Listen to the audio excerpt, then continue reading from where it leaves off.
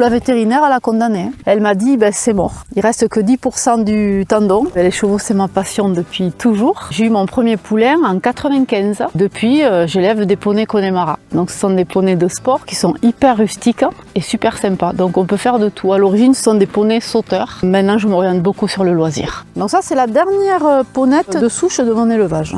Ça, c'est une bonne ponette. Ça, c'est une assurance tout risque. Partir en balade avec elle, tu risques absolument rien. C'est vachement important que les poulinières elles soient gentilles, faciles. Alors, à l'origine, c'est destiné aux enfants, mais comme tu vois, ce sont quand même des poneys qui sont assez costauds. Bon, chez moi, ils sont un peu trop costauds. C'est le Gers, on mange bien, le foin, pour eux, c'est du foie gras. Mais elle s'est remise d'une grosse blessure là. Elle a eu une grosse tendinite, un claquage. Elle a été immobilisée 4 mois ferme dans un box, donc c'était très compliqué pour moi, plus que pour elle apparemment, parce qu'un cheval ça ne vit pas enfermé entre 4 murs.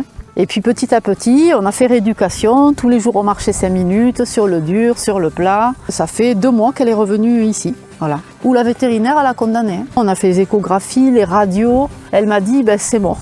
Il reste que 10% du tendon, donc en gros ça voulait dire elle est condamnée.